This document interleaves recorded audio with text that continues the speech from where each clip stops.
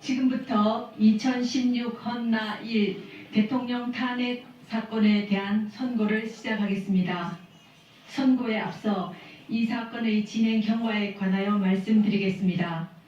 저희 재판관들은 지난 92일 동안 이 사건을 공정하고 신속하게 해결하기 위하여 온 힘을 다하여 왔습니다. 지금까지 대한민국 국민들께서도 저희 재판부와 마찬가지로 많은 범민과 고뇌의 시간을 보내셨으리라 생각합니다. 저희 재판관들은 이 사건이 재판소에 접수된 지난해 12월 9일 이후 오늘까지 휴일을 제외한 60여일간 매일 재판관 평일을 진행하였습니다. 재판 과정 중 이루어진 모든 진행 및 결정에 재판관 전원의 논의를 거치지 않고 재판장인 저나 주심 재판관이 임의로 개인적으로 진행 사항은 전혀 없습니다. 저희는 그간 3차례의 준비 기일과 17차례에 걸친 변론 기일을 열었습니다.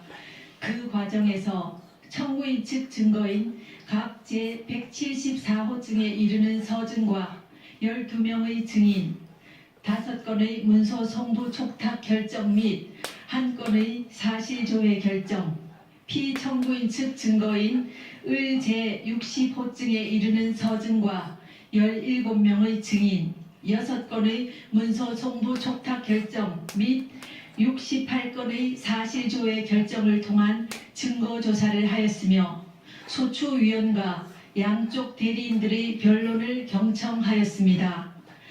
증거조사된 자료는 48,000여 쪽에 달하며 당사자 이외의 분들이 제출한 탄원서 등의 자료들도 40박스의 분량에 이릅니다. 대한민국 국민 모두 아시다시피 헌법은 대통령을 포함한 모든 국가기관의 존립 근거이고 국민은 그러한 헌법을 만들어내는 힘의 원천입니다.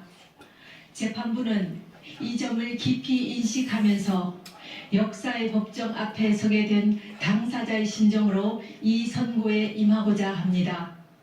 저희 재판부는 국민들로부터 부여받은 권한에 따라 이루어지는 오늘의 이 선고가 더 이상의 국론 분열과 혼란을 종식시키고 화합과 치유의 길로 나아가는 밑거름이 되기를 바랍니다.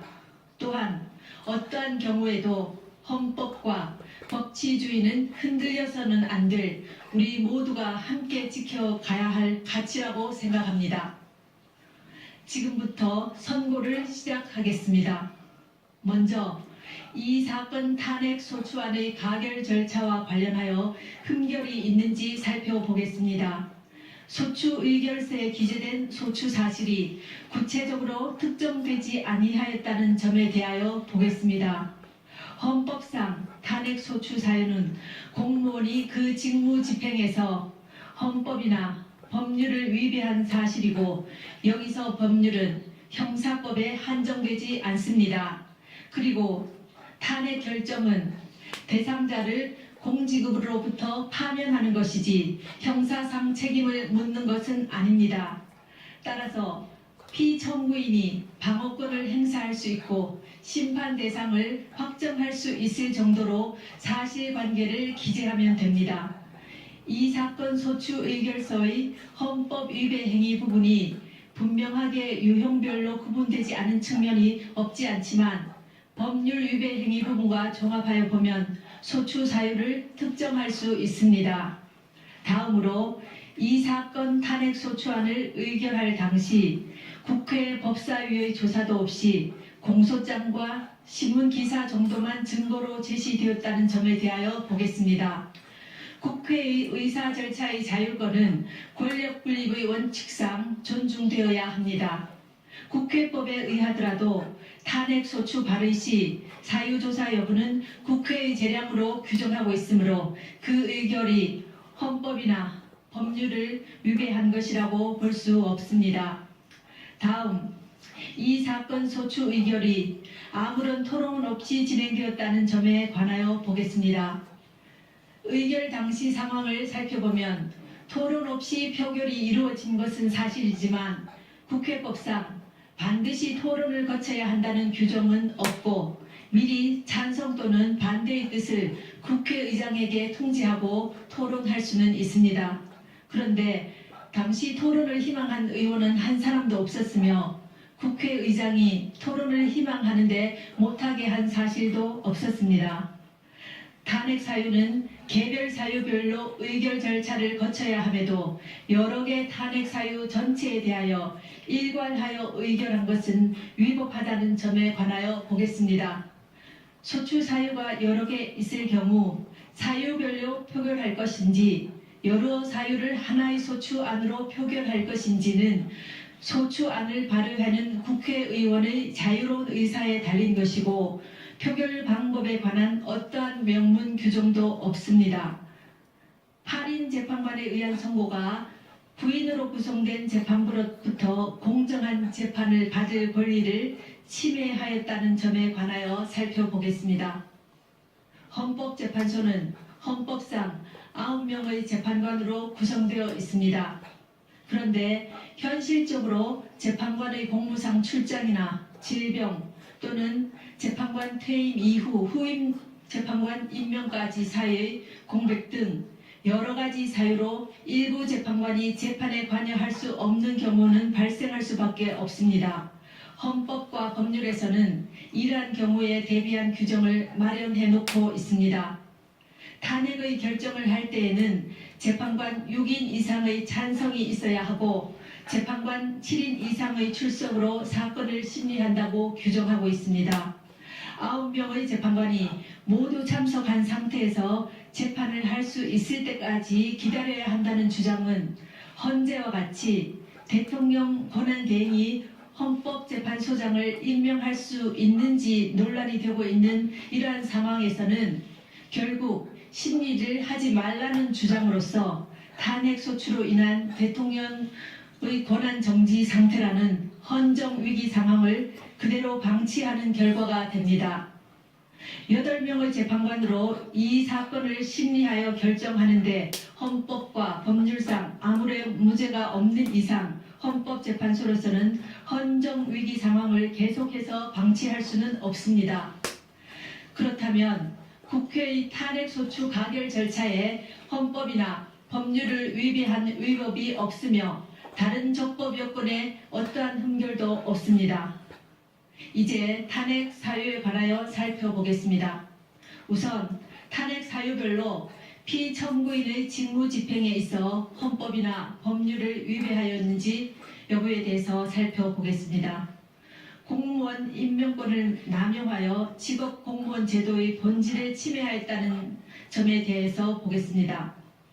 문화체육관광부 노 국장과 진 과장이 피청구인의 지시에 따라 문책성 인사를 당하고 노 국장은 결국 명예퇴직하였으며 장관이던 유진룡은 면직되었고 대통령 비서실장 김기춘이 문화체육관광부 제1차관에게 지시하여 1급 공무원 6명으로부터 사직서를 제출받아 그중 3명의 사직서가 수리된 사실은 인정됩니다. 그러나 이 사건에 나타난 증거를 종합하더라도 피청구인이 노 국장과 진 과장이 최서원의 사익 추구에 방해가 되었기 때문에 인사를 하였다고 인정하기에는 부족하고 유진용이 면직된 이유나 김기춘이 6명의 1급 공무원으로부터 사직서를 제출받도록 한 이유 역시 분명하지 아니합니다. 다음 언론의 자유를 침해하였다는 점에 관하여 보겠습니다. 청구인은 피청구인이 압력을 행사하여 세계일보 사장을 해임하였다고 주장하고 있습니다. 세계일보가 청와대 민정수석 비서관실에서 작성한 정윤회 문건을 보도한 사실과 피청구인이 이러한 보도에 대하여 청와대 문건의 외부 유출은 국기문란 행위이고 검찰이 철저하게 수사해서 진실을 밝혀야 한다고 하며 문건 유출을 비난한 사실은 인정됩니다. 그러나 이 사건에 나타난 모든 증거를 종합하더라도 세계일보에 구체적으로 누가 압력을 행사하였는지 분명하지 않고 피청구인이 관여했다고 인정할 만한 증거는 없습니다. 다음 세월호 사건에 관한 생명권 보호 의무와 직책 성실 의무 위반의 점에 관하여 살펴보겠습니다. 2014년 4월 16일 세월호가 침몰하여 304명이 희생되는 참사가 발생하였습니다. 당시 피청구인은 관저에 머물러 있었습니다. 헌법은 국가는 개인이 가지는 불가침의 기본적 인권을 확인하고 이를 보장할 의무를 진다고 규정하고 있습니다. 세월호 침몰 사건은 모든 국민들에게 큰 충격과 고통을 안겨준 참사라는 점에서 어떠한 말로도 희생자들을 위로하기에는 부족할 것입니다. 피청구인은 국가가 국민의 생명과 신체의 안전 보호 의무를 충실하게 이행할 수 있도록 권한을 행사하고 직책을 수행하여야 할 의무를 부담합니다. 그러나 국민의 생명이 위협받는 재난 상황이 발생하였다고 하여 피청구인이 직접 구조활동에 참여하여야 하는 등 구체적이고 특정한 행위 의무까지 바로 발생한다고 보기는 어렵습니다. 또한 피청구인은 헌법상 대통령으로서의 직책을 성실히 수행할 의무를 부담하고 있습니다. 그런데 성실의 개념은 상대적이고 추상적이어서 성실한 직책 수행 의무와 같은 추상적 의무 규정의 위반을 이유로 탄핵 소추를 하는 것은 어려운 점이 있습니다. 헌법재판소는 이미 대통령의 성실한 직책 수행 의무는 규범적으로 그 이행이 관철될 수 없으므로 원칙적으로 사법적 판단의 대상이 될 수 없어 정치적 무능력이나 정책 결정상의 잘못 등 직책 수행의 성실성 여부는 그 자체로는 소추 사유가 될 수 없다고 하였습니다. 세월호 사고는 참혹하기 그지없으나 세월호 참사 당일 피청구인이 직책을 성실히 수행하였는지 여부는 탄핵 심판 절차의 판단 대상이 되지 아니한다고 할 것입니다. 지금부터는 피청구인의 최서원에 대한 국정 개입 허용과 권한 남용에 관하여 살펴보겠습니다. 피청구인에게 보고되는 서류는 대부분 부속비서관 정호성이 피청구인에게 전달하였는데 정호성은 2013년 1월경부터 2016년 4월경까지 각종 인사자료, 국무회의 자료, 대통령 해외 순방 일정과 미국 국무부 장관 접견 자료 등 공무상 비밀을 담고 있는 문건을 최서원에게 전달하였습니다. 최서원은 그 문건을 보고 이에 관한 의견을 주거나 내용을 수정하기도 하였고 피청구인의 일정을 조정하는 등 직무활동에 관여하기도 하였습니다. 또한 최서원은 공직 후보자를 추천하기도 하였는데 그중 일부는 최서원의 이권 추구를 도왔습니다. 피청구인은 최서원으로부터 KD 코퍼레이션이라는 자동차 부품회사의 대기업 납품을 부탁받고 안종범을 시켜 현대자동차 그룹의 거래를 부탁하였습니다. 피청구인은 안종범에게 문화와 체육 관련 재단법인을 설립하라는 지시를 하여 대기업들로부터 486억 원을 출연받아 재단법인 미르, 288억 원을 출연받아 재단법인 K스포츠를 설립하게 하였습니다. 그러나 두 재단법인의 임직원 임면, 사업 추진, 자금 집행, 업무 지시 등 운영에 관한 의사결정은 피청구인과 최서원이 하였고 재단법인에 출연한 기업들은 전혀 관여하지 못했습니다. 최서원은 미르가 설립되기 직전에 광고회사인 플레이그라운드를 설립하여 운영했습니다. 최서원은 자신이 추천한 임원을 통해 미르를 장악하고 자신의 회사인 플레이그라운드와 용역 계약을 체결하도록 하여 이익을 취하였습니다. 그리고 최서원의 요청에 따라 피청구인은 안종범을 통해 KT에 특정인 두 사람을 채용하게 한 뒤 광고 관련 업무를 담당하도록 요구하였습니다. 그 뒤 플레이그라운드는 KT의 광고 대행사로 선정되어 KT로부터 68억여 원에 이르는 광고를 수주했습니다. 또 안종범은 피청구인 지시로 현대자동차 그룹에 플레이그라운드 소개 자료를 전달했고, 현대와 기아자동차는 신생 광고회사인 플레이그라운드에 9억여 원에 달하는 광고를 발주했습니다. 한편 최서원은 K스포츠 설립 하루 전에 더블루K를 설립하여 운영했습니다. 최서원은 노승일과 박헌영을 K스포츠의 직원으로 채용하여 WK와 업무 협약을 체결하도록 했습니다. 피청구인은 안종범을 통하여 그랜드코리아 레저와 포스코가 스포츠팀을 창단하도록 하고, WK가 스포츠팀의 소속 선수 에이전트나 운영을 맡기도록 하였습니다.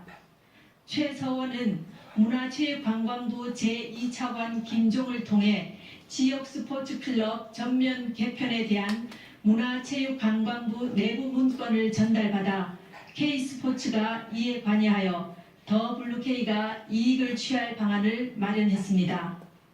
또 피청구인은 롯데그룹 회장을 독대하여 5대 거점 체육인재 육성 사업과 관련해 하남시에 체육시설을 건립하려고 하니 자금을 지원해 달라고 요구하여 롯데는 K스포츠에 70억 원을 송금했습니다. 다음으로 피청구인의 이러한 행위가 헌법과 법률에 위배되는지 보겠습니다.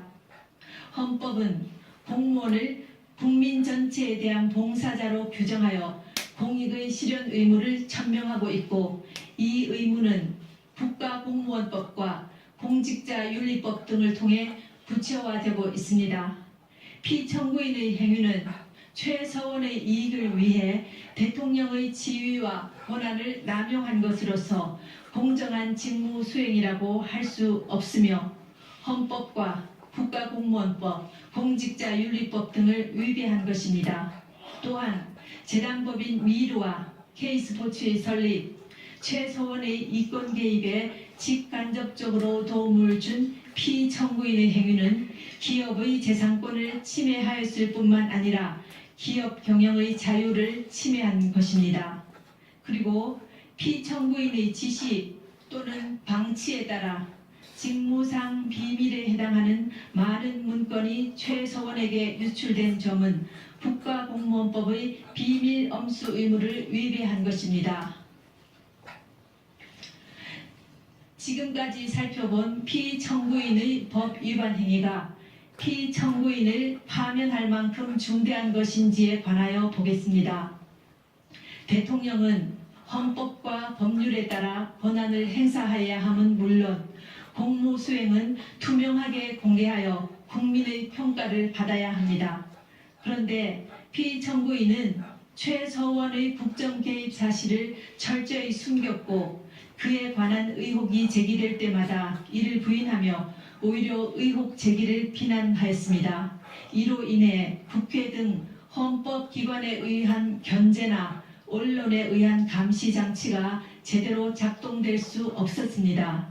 또한 피청구인은 미르와 K스포츠 설립, 플레이그라운드와 WK 및 K리 코퍼레이션 지원 등과 같은 최서원의 사익 추구에 관여하고 지원하였습니다. 피청구인의 헌법과 법률 위배 행위는 재임 기간 전반에 걸쳐 지속적으로 이루어졌고, 국회와 언론의 지적에도 불구하고 오히려 사실을 은폐하고 관련자들을 단속해왔습니다. 그 결과 피청구인의 지시에 따른 안종범, 김종, 정호성 등이 부패 범죄 혐의로 구속 기소되는 중대한 사태에 이르렀습니다. 이러한 피청구인의 위헌 위법 행위는 대의민주주의 원리와 법치주의 정신을 훼손한 것입니다. 한편 피청구인은 대국민담화에서 진상규명에 최대한 협조하겠다고 하였으나 정작 검찰과 특별검사의 조사에 응하지 않았고, 청와대에 대한 압수수색도 거부하였습니다. 이 사건 소추와 관련한 피청구인의 일련의 언행을 보면 법 위배 행위가 반복되지 않도록 하여야 할 헌법 수호 의지가 드러나지 않습니다. 결국 피청구인의 위헌 위법 행위는 국민의 신임을 배반한 것으로 헌법 수호의 관점에서 용납될 수 없는 중대한 법 위배 행위라고 보아야 합니다. 피청구인의 법 위배 행위가 헌법 질서에 미치는 부정적 영향과 파급 효과가 중대하므로 피청구인을 파면함으로써 얻는 헌법 수호의 이익이 압도적으로 크다고 할 것입니다. 이에 재판관 전원의 일치된 의견으로 주문을 선고합니다. 주문, 피청구인 대통령 박근혜를 파면한다. 이 결정에는 세월호 참사와 관련하여 피청구인은 생명권 보호 의무를 위반하지는 않았지만 헌법상 성실한 직책 수행 의무 및 국가공무원법상 성실 의무를 위반하였고 다만 그러한 사유만으로는 파면 사유를 구성하기 어렵다는 재판관 김이수, 재판관 이진성의 보충 의견이 있습니다. 또한 이 사건 탄핵 심판은 보수와 진보라는 이념의 문제가 아니라 헌법 질서를 수호하는 문제로서 정치적 패습을 청산하기 위하여 파면 결정을 할 수밖에 없다는 재판관 안창호의 보충 의견이 있습니다. 이것으로 선고를 모두 마칩니다.